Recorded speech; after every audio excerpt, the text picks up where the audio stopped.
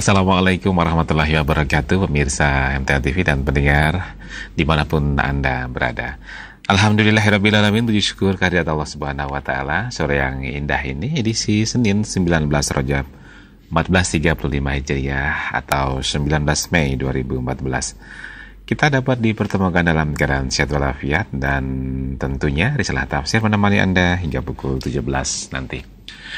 Pendengar, Anda dapat berpartisipasi, bergabung bersama kami di dua line yang kami sediakan untuk telepon 0271 6641749 atau di SMS 081 393 89.000 pada saatnya nanti. Namun pendengar, kita akan lihat dan dengarkan lebih dahulu paparan awal dari Ustadz Ahmadi yang sudah berada di tengah kita. Kita sapa Ustadz. Assalamualaikum warahmatullahi wabarakatuh, Ustadz. Waalaikumsalam warahmatullahi wabarakatuh. Alhamdulillah bersua kembali. Monggo Ustadz untuk paparannya, silakan. Ya. Assalamualaikum warahmatullahi wabarakatuh. Innal hamdalillah nahmaduhu wa nasta'inuhu wa nastaghfiruh wa na'udzu billahi min syururi anfusina min sayyiati a'malina. May yahdihillahu fala mudilla lahu wa may yudlil fala hadiya lahu. Asyhadu an la ilaha illallah wahdahu la syarika lahu wa asyhadu anna Muhammadan 'abduhu wa rasuluh. Allahumma shalli wa sallim wa barik ala Muhammadin wa ala alihi wa ashabihi ajma'in. Amma ba'du. Qala Allah ta'ala fi kitabil karim, a'udzu billahi minasyaitonir rajim. Ya ayyuhalladzina amanu taqullaha haqqa tuqatih wa la tamutunna illa wa antum muslimun. Kaum muslimin muslimat rahimakumullah, marilah kita senantiasa memanjatkan puji syukur kita kehadirat Allah Subhanahu wa taala yang selalu melimpahkan nikmatnya, rahmatnya dan barokahnya kepada kita yang tak terhingga banyaknya, baik berupa nikmat jasmani, rohani, rizki, juga kesehatan, kekuatan, kemampuan dan kemauan kita untuk melaksanakan petunjuk-petunjuk Allah. Untuk itulah kaum muslimin rahimakumullah, nikmat yang terbesar yang Allah anugerahkan pada hambanya, nikmat iman dan Islam. Semuanya boleh tidak ada, tapi nikmat iman dan Islam harus tetap kita jaga, karena itulah yang akan kita bawa sampai akhir hayat kita nanti. Setelah kaum muslim rahimakumullah, dalam rangka kita menjaga dan bersyukur kepada Allah itu, mari kita terus senantiasa meningkatkan ketakwaan kita, ketaatan kepada Allah SWT. Dan itu hanya bisa ditempuh hanya dengan kita mengerti, memahami, serta meyakini, kemudian mewujudkan dalam kehidupan kita sehari-hari petunjuk-petunjuk Allah dan Rasulnya yang telah disampaikan kepada kita. Kaum muslim rahimakumullah, untuk sehari-hari ini risalah tafsir telah sampai pada surat Al-Baqarah ayat 160. Insyaallah masih merupakan kelanjutan yang tak terpisahkan dari ayat 159-nya. Kemudian nanti disambung dengan dua ayat berikutnya, yaitu yang berbicara tentang perbuatan khususnya para rahib dan pendeta Bani Israel yang mereka telah menyembunyikan kebenaran, yaitu kitab Taurat dan Injil, kepada umat mereka, baik dengan jalan mereka menulis buku-buku, kitab-kitab karangan mereka sendiri yang kemudian mereka katakan itu sebagai wahyu Allah atau dari Allah, padahal itu bukan, atau mereka dengan mendakwahkan agama mereka pada umat mereka yang mereka seakan-akan menyampaikan agama, menyampaikan petunjuk Allah, menyampaikan kitab Allah, padahal sebenarnya yang mereka sampaikan adalah bukan dari Allah. Dan itu telah Allah paparkan dalam Al-Quran di surat yang lain. Dalam surat Ali Imran maupun dalam surat Al-Baqarah yang lain, Allah sebutkan bahwa dengan perbuatan mereka, para rahib dan para pendeta itu, akhirnya umat mereka menjadi umat yang ummi, yaitu la ya'lamunal kitab. Umat mereka tidak mengerti isi kitab mereka. Lambat laun umat mereka menjadi umat yang jauh dari agama mereka yang sebenarnya, sehingga dalam beragama umat mereka tinggal amani dan dan saja, angan-angan kosong dan kira-kira. tanpa dilandasi dengan dalil atau kitab suci yang Allah telah turunkan kepada mereka. Itulah maka sebabnya para pendeta itu adalah orang yang sesat dan menyesatkan. Dirinya telah sesat dari kebenaran dan menyesatkan umat mereka. Dol mudil. Itulah maka Allah katakan pada surat Al-Baqarah ayat 159. Ulaika yal'anuhumullah wa yal'anuhumul la'inun. Mereka itu dilaknat, dikutuk oleh Allah dan dikutuk oleh orang-orang yang mau mengutuk, yang bisa mengutuknya. Tentunya orang-orang yang merasa dirugikan, merasa disesatkan, yang mungkin sekarang ini tidak disadari, tidak dimengerti bahwa dia disesatkan oleh para pendeta mereka. Tapi nanti di akhirat pasti mereka akan merasakan, baik yang menyesatkan maupun yang disesatkan, sama-sama nanti mereka akan masuk ke dalam jahanam.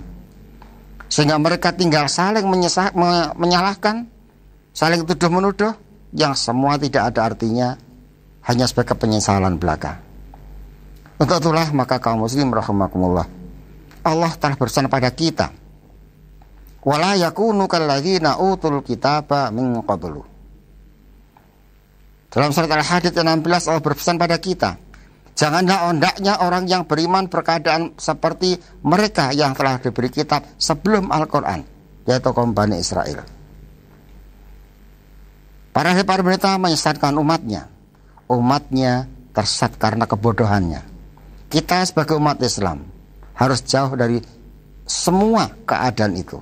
Baik kita kebetulan sebagai orang yang menyampaikan agama, apa itu namanya kiai, ulama, ustadz dan sebagainya, kita tidak boleh bersikap seperti mereka, yaitu menyembuhkan kebenaran, membelokkan kebenaran yang telah Allah ajarkan kepada kita, kepada umat, sehingga umat jauh dari kebenaran, tidak mengerti agama yang sebenarnya.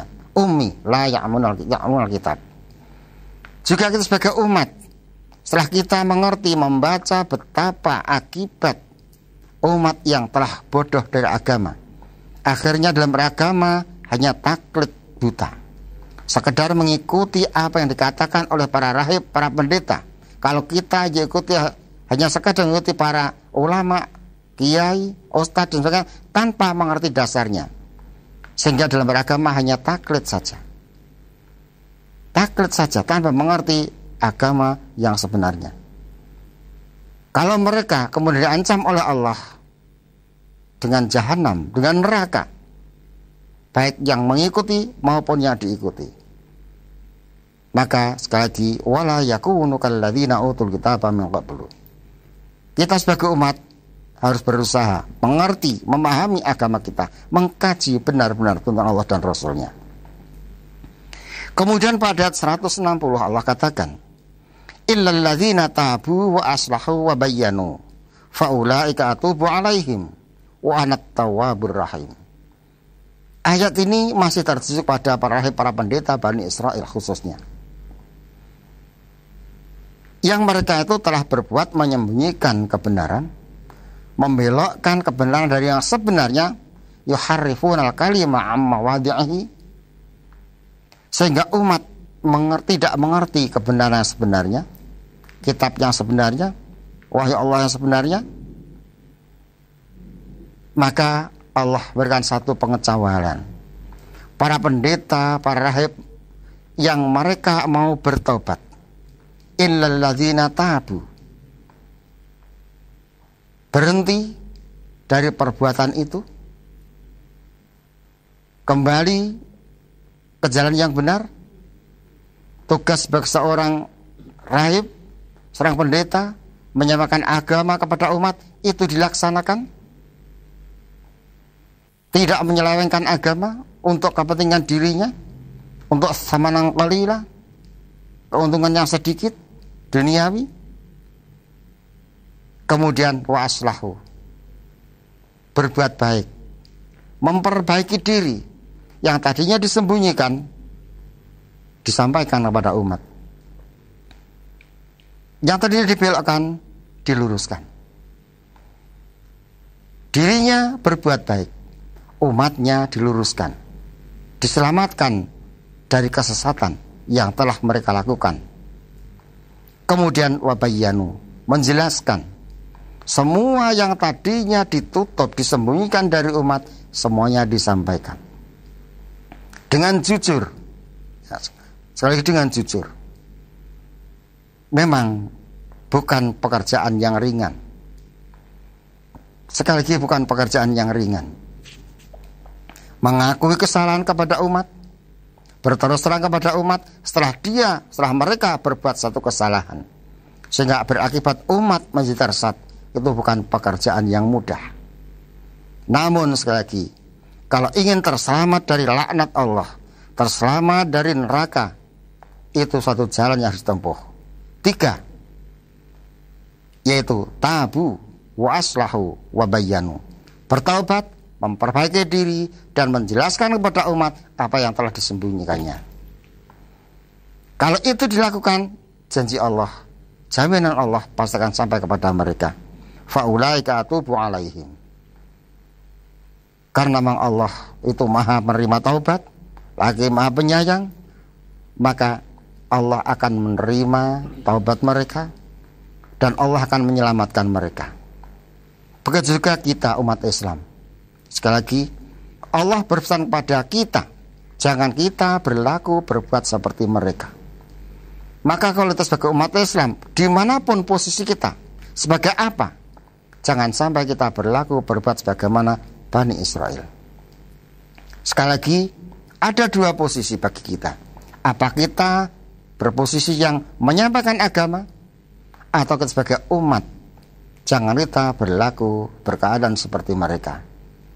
Kalau kita sudah berbuat seperti itu, ada jalan keluar untuk kita selamat. Taubat, memperbaiki diri, dan menyampaikan apa yang kemarin sudah kita tutup, kita sembunyikan dari umat. Dengan bertaubat, dan Allah bertaubat kita, berarti kita telah bersih. Orang yang bertaubat, taubatnya diterima oleh Allah. Rasulullah katakan, seperti tidak pernah berbuat kesalahan. Dan ini satu-satunya jalan untuk kita menyelamatkan umat ini dari kebodohan. Sekali dari kebodohan. Sekali lagi, kalau para ulama, para kiai, para ustadz telah membuka Al-Quran dan Sunnah kepada umat, sehingga umat menjadi pintar, umat menjadi pandai, tentu umat akan berjalan dengan lurus, dengan benar, dan tidak akan mudah ditipu oleh siapapun. Ya, mudah-mudahan yang singkat ini dapat diambil pelajarannya. Baik, terima kasih Ustaz. Demikian pemirsa dan pendengar sebagai paparan awal untuk kesempatan sore hari ini. Masih bersama Ustaz Ahmadi yang memimpin kita sore hari ini. 661749, sekali lagi untuk line telepon 661749 atau SMS 08139389.000. Penelpon pertama dari siapa? Assalamualaikum warahmatullahi wabarakatuh. Assalamualaikum. Waalaikumsalam warahmatullahi wabarakatuh. Bapak siapa di mana? Dari Ahmad Ghazali. Di mana Pak Ahmad Ghazali? Di Tangerang, Pak. Ya, silahkan Pak Ahmad Ghazali. Ini mau nanya tentang sholat, Pak. Iya. Silakan. Iya, mau nanya tentang sholat. Ini bacaan tahiyat itu yang ada tuntunannya gimana, Pak ya? Allahumma sholli ala sayyidina Muhammad apa Allahumma sholli ala Muhammad gitu, Pak. Ya. Terus yang kedua gini, Pak, kalau sama sholat witir kan 3 rakaat itu 3 rakaat itu 2 rakaat salam terus 1 rakaat salam atau gimana itu, Pak, yang ada tuntunannya? Soalnya kalau di kampung saya itu ya kebanyakan kalau sholat witir 3 rakaat sekalian 2 rakaat salam terus nyambung 1 rakaat salam gitu, Pak. Yang ada tuntunannya gimana gitu, Pak? Ya. Baik, demikian ya. Gitu udah ya? Pak, gitu aja, Pak. Ya, terima kasih Pak Ahmad. Iya. Assalamualaikum warahmatullahi wabarakatuh. Waalaikumsalam warahmatullahi wabarakatuh. Bapak, yang pertama tadi yang Bapak tanyakan bukan bacaan tasahiyat atau tasahud ya. Jadi ada bacaan sholawat Nabi. Jadi Allahumma sholli ala Muhammad wa ala ali Muhammad itu bacaan sholawat Nabi ya. Jadi bacaan at-tahiyat itu at-tahiyyatu lillah wassalatu wathayyibat dan seterusnya sampai bacaan tasahudnya asyhadu an la ilaha illallah wa Muhammadan abduhu wa rasuluh, itu bacaan tahiyatnya. Kemudian Allahumma sholli ala Muhammad atau Allahumma sholli sayyidina Muhammad ya. Di dalam sunnah, dalam hadis tidak ada yang pakai sayyidina. Nih, jadi Allahumma sholli ala Muhammad wa ala ali Muhammad kama shallaita ala Ibrahim atau kama shallaita ala ali Ibrahim, boleh dua-duanya. Jadi insya Allah kalau nanti Bapak menginginkan akan lebih jelas lagi dengan dalil-dalil yang lengkap, nanti Bapak bisa datang ke Majelis Karawang atau datang Ahad pagi. Sudah disediakan buku-buku yang diterbitkan oleh majelis dengan dalil-dalilnya secara lengkap, insya Allah dengan dalil-dalilnya ini. Kemudian yang kedua tadi masalah sholat witir ya. Jadi kita harus kembali Bapak, yang nama witir itu ganjil ya. Jadi yang nama witir itu ganjil ya, 1, 3, 5, 7 dan 9, itu sampai 9 yang nama sholat witir yang pernah dicontohkan Rasulullah. Nah, kalau 3 rakaat ya 3 rakaat itu sekali salam ya. Kalau 2 salam tambah 1 berarti yang 2 itu bukan witir ini. Jadi yang dicontohkan Rasulullah ya, dari hadis yang sahih bahwa sholat witir 3 rakaat itu sekali salam. Jadi bukan 2 kali salam, 2 rakaat salam kemudian tambah 1. Yang 2 berarti bukan witir ini. Bukan witir. Maka kalau witir 3 rakaat ya sekaligus 3 rakaat itu sekali salam. Begitu Bapak. Ya. Baik, di belakangnya Pak Ahmad Ghazali ada siapa? 661749. Assalamualaikum warahmatullahi wabarakatuh. Waalaikumsalam warahmatullahi wabarakatuh. Ya. Dari Ibu siapa di mana ini? Ya, Ibu siapa di mana? Halo Ibu. Di Sambong. Ibu Yuni. Ibu Yuni sambil bicara sambil dipelankan radionya Ibu, silakan. Ya. Assalamualaikum Ustaz. Waalaikumsalam warahmatullahi wabarakatuh. Mau tanya hadis tentang dari Abdullah bin Umar radhiyallahu anhu, dari Nabi sallallahu alaihi wasallam bersabda, ada 2 perkara tidaklah seorang muslim menjaga atas keduanya kecuali dia masuk surga. 2 perkara itu mudah tetapi orang yang mengamalkannya sedikit, yaitu sehabis sholat bertasbih 10 kali, tahmid 10, takbir 10. Dan yang mau tidur tahmid 33, takbir 34 dan tasbih 34. Itu dibaca sesudah doa sudah sholat ya Ustaz. Ya. Terus yang kedua, apabila mendengar kata Allahumma sholli ala Muhammad itu jawabannya Allahumma sholli ali atau gimana Ustaz? Ya, gitu ya. Ya, begitu. Baik. Iya, terima kasih Bu. Assalamualaikum warahmatullahi wabarakatuh. Waalaikumsalam warahmatullahi wabarakatuh. Jadi yang pertama tadi bacaan tahmid, tasbih, tahmid dan tahlil ya, itu mudah diucapkan, ya, mudah diucapkan. Jadi di lisan ringan sekali, tapi di timbangan sangat berat. Kenapa? Itu adalah tauhid, ya, tauhid. Kita baca tasbih, subhanallah ya. Berarti kita membersihkan, membebaskan Allah dari segala sifat kekurangan. Jadi sifat kekurangan sekecil apapun yang dinisbatkan kepada Allah itu tidak pantas kita lakukan. Jadi kalau kita sudah mengucapkan tasbih, konsekuensinya akidah kita harus bersih. Sama sekali tidak boleh menisbatkan sesuatu pun yang kurang, apalagi tidak baik kepada Allah. Tahmid, memuji Allah, bersyukur, alhamdulillah.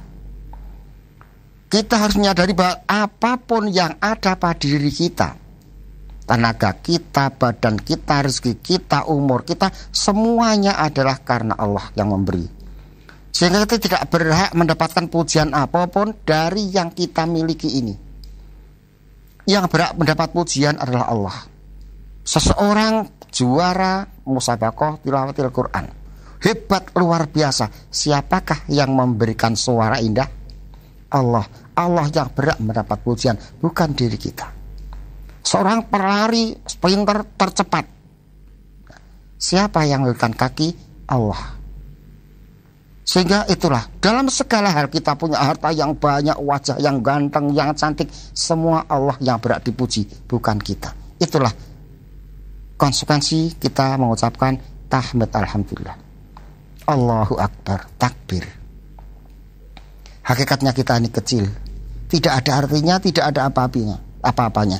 Ibarat sebutir pasir di padang Sahara. Kita ini sangat kecil di mata Allah, sangat kecil. Berapa triliun, berapa miliar penduduk yang Allah ciptakan di dunia ini, belum lagi hewan yang lain-lain. Sehingga kalau kita merasa besar, apa yang besar kita ini? Fir'aun yang mengaku besar, ana rabbukumul a'la, akulah Tuhanmu yang tertinggi, mati tenggelam di Laut Merah. Kecil. Nah, jadi mudah diucapkan, tapi kalau tidak dijiwai, tidak mengerti maknanya, akhirnya tidak akan bermakna apapun. Tapi kalau itu diucapkan, dijiwai, Masya Allah, inilah surga Allah siapkan. Kemudian yang kedua, masalah tadi masalah. Kalau mendengar Allahumma sholli. Oh iya. Jadi ketika Rasulullah disebut di depannya, Rasulullah disebutkan, kalau nama Muhammad disebut di depannya, orang tidak mengucapkan sholawat adalah termasuk orang bakhil. Nah, bagaimana kita mengucapkan sholawat pada Rasulullah ketika kita mendengar nama beliau disebut? Bisa kita ucapkan Allahumma sholli alaik, Allahumma sholli alaik, ya, itu boleh. Sallallahu alaihi wasallam boleh. Jadi bacaan sholawat di luar sholat kita boleh mengucapkan yang berbeda, Allahumma sholli alaih atau sallallahu alaihi wasallam dan sebagainya. Tapi di dalam sholat bacaan sholawat sudah tertentu, kita tidak boleh membuat bacaan tersendiri. Begitu. Kita akan SMS di 08139389.000. Yang pertama dari Ibu Lina di Tangerang. Ustadz, saya difitnah sama keluarga suami, katanya saya dukun gay keluarga itu, padahal saya kenal namanya dukun pun tidak. Insya Allah itu perbuatan musyrik yang tidak diampuni dosanya. Harus bagaimana sikap saya Ustadz, karena keluarga itu meminta saya untuk minta maaf. Apa yang harus saya lakukan sedangkan saya tidak melakukan hal tersebut, Ustadz? Jadi sekali lagi Ibu yang harus kita perhatikan ya, yang namanya fitnah itu Allah katakan bahwa fitnah itu lebih kejam daripada pembunuhan. Nah, baik itu bersifatnya fitnah yang berupa tuduhan atau fitnah yang sifatnya penganiayaan, kedzaliman kepada sesama muslim, apalagi saudara sesama muslim. Sudah saudara, keluarga, dan muslim sesama muslim. Suatu perbuatan yang sangat besar dosanya. Kemudian yang penting Ibu sini, Ibu ya, Ibu tidak mengakui perbuatan itu. Perkara minta maaf, kalau memang harus minta maaf, dianggap salah. Kesalahan tidak hanya itu. Jadi tidak mengakui kesalahan itu karena waktu tidak diperbuat, tapi kesalahan yang lain masih banyak. Kesalahan lain masih banyak. Maka kalau saya dianggap punya salah, saya minta maaf. Bukan masalah itu.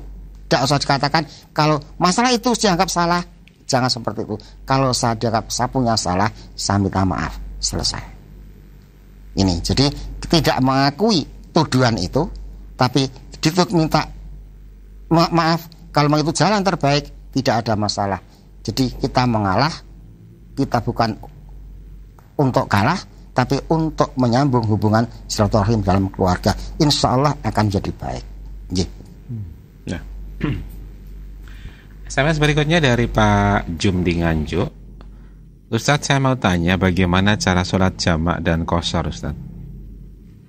Sholat jamak qashar yang perlu diketahui Bapak ya, yang namanya jamak itu mengumpulkan dua sholat dalam satu waktu ya. Yang boleh dijamak itu zuhur dengan asar, maghrib dengan isya, tidak boleh dengan pasangan yang lain ya. Bukan maghrib, asar dengan maghrib tidak boleh seperti itu. Jadi pasangannya zuhur dengan asar, maghrib dengan isya. Ini dikumpulkan.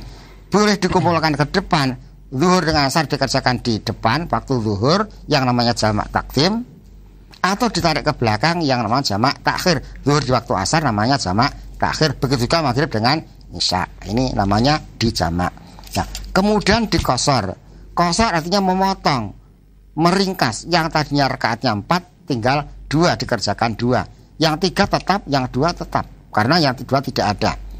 Maghrib 3 tetap 3. Zuhur, asar, isya 4 jadi 2. Maka kalau kita mengusahakan sholat jamak dan kosor, umpamanya zuhur ya, sholat zuhur dengan asar di jamak kosor dikerjakan di waktu zuhur. Sholat dulu 2 rakaat zuhur, salam, kemudian berdiri lagi sholat 2 rakaat untuk sholat asarnya. Itu kalau di takdim dikerjakan di waktu zuhur. Kalau dikerjakan di waktu asar di takhir, ya sholat zuhur dulu 2 rakaat. Jadi tidak boleh di asar dulu, urutannya zuhur baru asar, begitu hadisnya. Jadi zuhur dulu 2 rakaat, salam, kemudian berdiri untuk sholat asar 2 rakaat. Nih.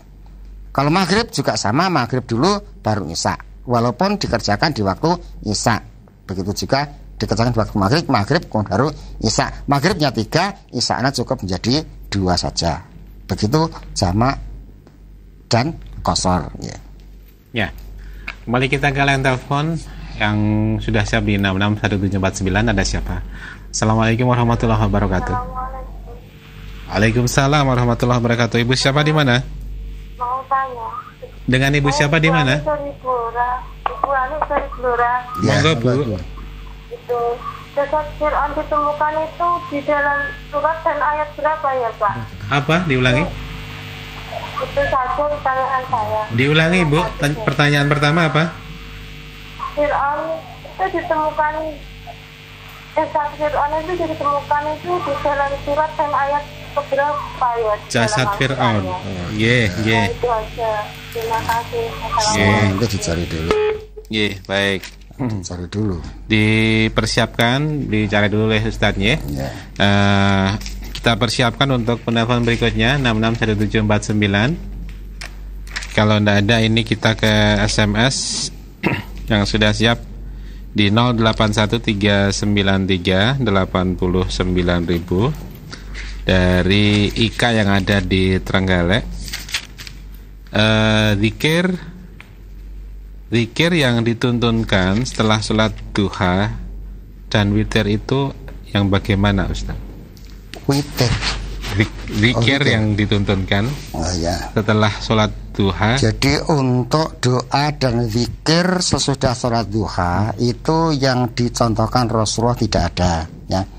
Jadi yang biasa kita dengar atau kita baca dalam buku-buku tentang doa khusus sesudah duha itu bukan dari Rasulullah, itu adalah susunan ulama.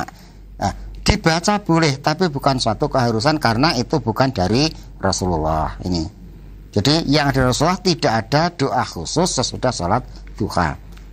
Jadi sekali lagi, doa-doa yang biasa tercantum di buku-buku sholatan ya tentang zikir sesudah sholat duha itu bukan dari Rasulullah tapi itu dari susunan ulama. Jadi dibaca boleh karena itu doa, bagus kan ya. Tapi kita tidak boleh menisbatkan itu dari Rasulullah. Ya, begitu. Ya. Iya. Kemudian kita persiapkan untuk SMS berikutnya dari hamba Allah. Ustaz mau nanya, sholat malam apa biar cepat dapat jodoh Ustaz?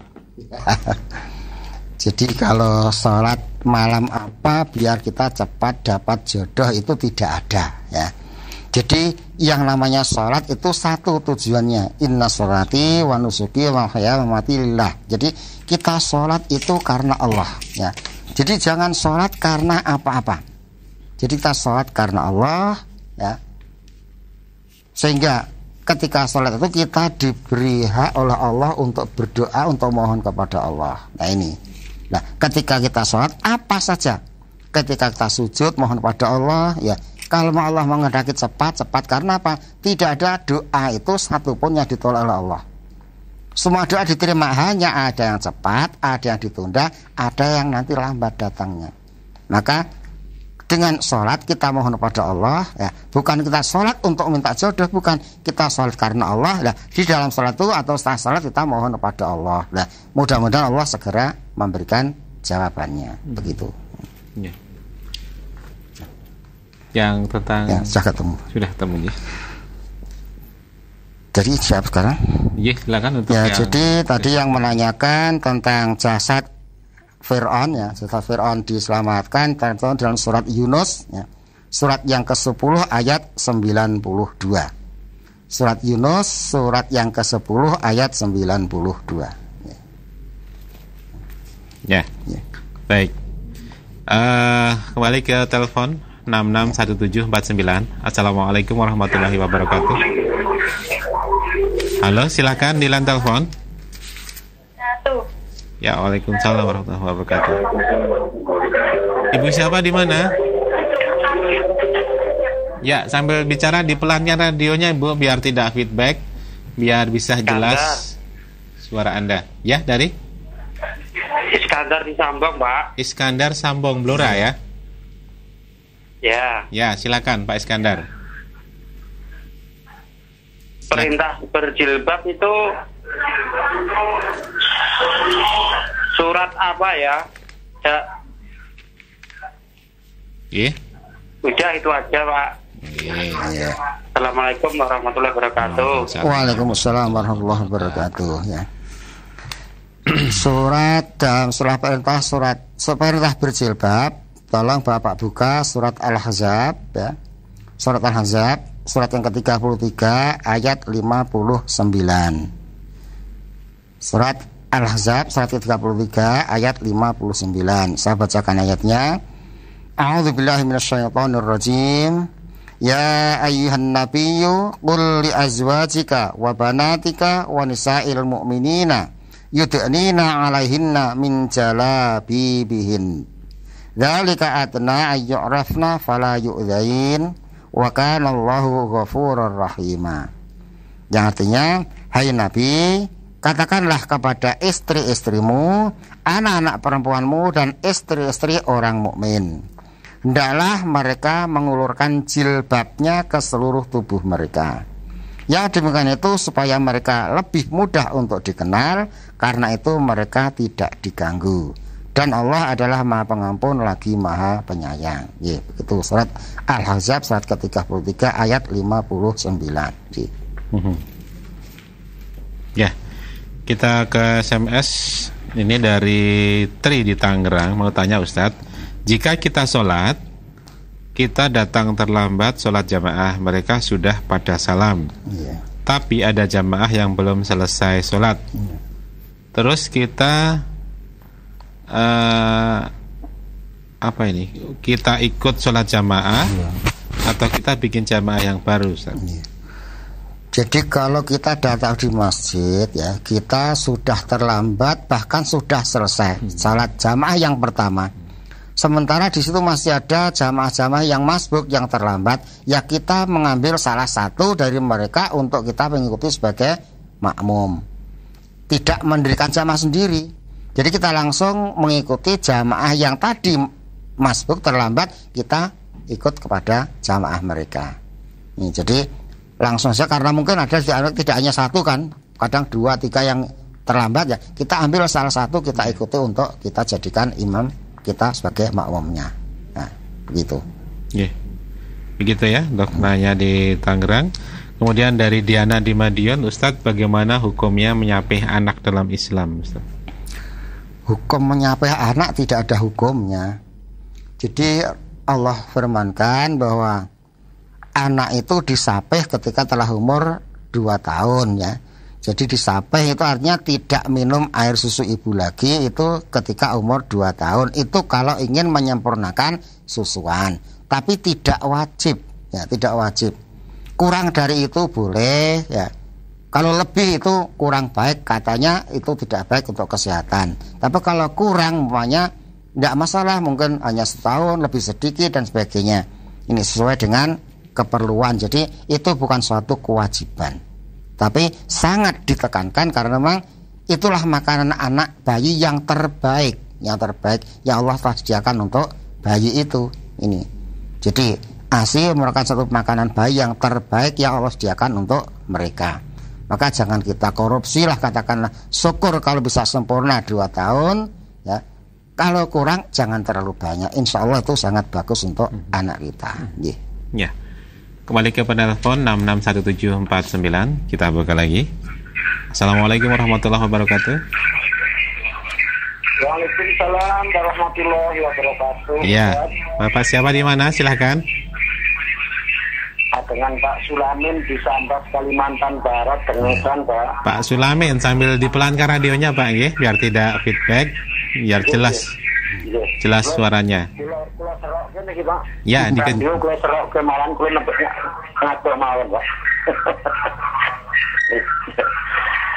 Ini Pak Ustadz, yang mau saya tanyakan. Sambil dipelankan, Pak, biar tidak feedback, Pak. Bicara sambil dipelankan, Pak. Oh, iya, Pak. Atau dimatikan tidak apa-apa. Yang kami tanyakan tentang talqin pada saat jenazah dimasukkan ke liang kubur, demikian. Dari agama, dari Al-Quran apa ada petunjuknya? Itu saja Ustaz, terima kasih. Assalamualaikum warahmatullahi wabarakatuh. Waalaikumsalam warahmatullahi wabarakatuh. Jadi yang namanya talqin ya, yang talqin adalah menuntun orang yang akan meninggal. Jadi yang hampir meninggal dengan bacaan la ilaha illallah, itu namanya talqin. Karena apa? Rasulullah katakan lakinu mautakum bila ilaha illallah. Jadi talqinkanlah orang yang akan mati di antara kamu dengan bacaan la ilaha illallah. Kemudian di samping yang lain Rasulullah katakan, man kana akhiru kalamihi la ilaha illallah dakhalal jannah. Barang siapa yang akhir ucapannya la ilaha illallah, Rasulullah katakan masuk surga. Jadi yang ditalqin, dituntun bisa mengucapkan itu tentunya orang masih hidup. Jadi man kana akhiru kalamihi. Jadi akhir ucapannya berarti dia masih hidup, ya. Jadi bukan yang sudah mati. Jadi orang yang sudah mati itu hanya 4 saja, ya. Yang pertama dimandikan, kemudian dikafani, disolatkan, dikubur. Nah, antara penguburan itu dalam sunnah tidak ada acara yang bermacam-macam. Jadi termasuk ketika akan masukkan, diazani, dibacakan iqamah dan sebagainya, itu laisa minal, bukan dari Islam, ya. Oleh karena itu maka kalau kita mau mentalqinkan orang yang meninggal, yang maksudnya orang yang akan meninggal, jadi sudah mendekati sakaratul maut, dituntun dengan bacaan la ilaha illallah, bukan bacaan yang lain. La ilaha illallah. Karena apa? Kalau dia bisa mengucapkan kalimat tauhid la ilaha illallah, Rasulullah katakan dakhalal jannah, masuk surga. Tuh, jadi dengan kata-kata itu, dengan sabda Rasul tadi, akhiru kalamihi, berarti yang dituntun adalah orang yang masih hidup, bukan orang sudah mati. Begitu Bapak. Ya, baik. Di belakangnya 661749. Assalamualaikum warahmatullahi wabarakatuh. Waalaikumsalam warahmatullahi wabarakatuh. Ya, Ibu siapa di mana? Ini dari Ibu Tuti di Wonosobo. Ibu Tuti, ya, sambil dipelankan radionya, Bu, biar tidak nganging ya, didengarkan. Ya. Silakan Ya, Ibu Tuti Wonosobo ya. Begini, yang saya tanyakan, saya punya teman yang meminjamkan uang ke orang-orang dengan bunga 3% setiap bulan. Katakan kalau misalnya ada yang pinjam 1 juta, terimanya 900.000, yang 100.000 untuk administrasi. Begitu, dan mengembalikannya 10 kali atau 10 bulan, tiap bulan itu 130.000 begitu. Itu uang pribadi, Ustaz. Nah, waktu saya ingatkan itu riba, dia bilang ini bukan riba, ini namanya bisnis di jalan Allah karena bunganya kecil. Kalau rentenir itu kan bunganya sampai 10% sebulan. Begitu. Itu bagaimana Ustaz? Apakah bisa dibenarkan? Ini pertanyaan yang kedua. Kalau aku mau pergi ke luar yang jaraknya 12 kilo atau lebih, berangkatnya itu sekitar jam 2 dari rumah, yang pastinya nanti asar itu belum sampai ke rumah lagi gitu. Jadi pada sholat zuhur itu aku jamak waktu asarnya di rumah, jamak takdim 4 rakaat gitu Ustaz. Karena aku pikir aku nggak mau ribet di perjalanan atau di tempat tujuan gitu. Jelasnya waktu asarnya itu aku jamak takdim di rumah 4 rakaat. Itu boleh apa tidak Ustaz? Ya. Terima kasih atas jawabannya. Terima kasih Bu. Assalamualaikum warahmatullahi wabarakatuh. Waalaikumsalam Waalaikumsalam warahmatullahi warahmatullahi wabarakatuh. wabarakatuh. Yang pertama tadi renten atau riba? Oh iya. Jadi yang namanya meminjamkan uang dengan bunga itu tidak ada batasan besar kecilnya bunga, Ibu. Jadi besar atau kecilnya bunga itu kan urusan kita. Tapi penambahan pengembalian dalam pinjaman dengan perjanjian itu termasuk riba. Termasuk riba. Apalagi tadi katakan ini fisabilillah karena kecil, bukan. Jadi urusannya bukan masuk kecil dan besar ini. Bukan kecil dan besar. Oleh karena itulah maka ya kalau memang bisa diingatkan monggo, kalau tidak bisa ya sudah, kita jangan terlibat di dalamnya. Jangan terlibat baik kita pinjam ataupun meminjami apalagi kan itu. Ini yang pertama. Dan yang kedua tentang jamak takdim. Oh iya. Jadi yang boleh sholat jamak qashar terutama jamak ini ya. Jadi yang pertama harus dipegang ya. Oh yang boleh jamak itu aturan awalnya adalah orang yang bepergian musafir ya, musafir. Jadi kalau tadi di jamak takdim sebelum bepergian itu tidak pernah ada contoh dari Rasulullah ya. Tidak pernah ada contoh ya. Jadi kalau kemudian akan bepergian nanti tidak mau ribet di perjalanan, di safar, ini yang perlu tadi yang saya perlu garis bawahi. Jadi kita beribadah ya. Jangan kita merasa ribet, kita merasa repot, direbotkan. Nah ini, marilah ibadah ini merupakan satu kebutuhan kita, bukan tugas gitu. Jadi sholat bukan tugas dari Allah, puasa bukan tugas dari Allah, semua adalah kebutuhan kita. Ini kita ini kepengin selamat. Ini. Kita kepengin selamat, kita kepengin surga. Ini. Jadi kalau kita kepengin surga, berapa detik, berapa menit ribetnya kita sholat. Sedang kita sholat tadi di musafir, karena sudah lebih dari 12 kilo bahkan, kita boleh tayamum, kita boleh qashar nantinya. Ini sekali lagi ini yang perlu dicatat Ibu. Jadi jangan kita dibuat ribet karena sholat, karena puasa atau karena yang lain. Tapi marilah kita sebagai hamba Allah, Allah masya Allah, Allah berikan pada kita masya Allah, kita ini Allah telah cukupi. Apa yang tidak kita miliki semua Allah telah berikan. Allah telah berikan. Jadi kalau kita hanya untuk sholat 2 menit katakanlah, 5 menit lamanya ribet. Berapa satu hari yang Allah berikan pada kita? Berapa jam? Berapa menit? Apa yang kita berikan pada Allah sementara kita mengharapkan surganya Allah. Jadi kita untuk menghambakan kepada Allah, sujud pada Allah 2 menit saja kita keberatan, ribet. Iman waktunya. Marilah kita pikirkan berapa nilai kaki kita sehingga bisa berjalan sampai keluar kota. Berapa nilai kesehatan kita yang kita gunakan untuk hidup sehari ini tadi. Berapa nilai mata kita, berapa nilai nafas kita. Kalau kita nafas sesek ke rumah sakit harus pakai bantuan, berapa kita harus bayar. Masya Allah, inilah namanya bersyukur. Bersyukur. Semua ini Allah yang memberi.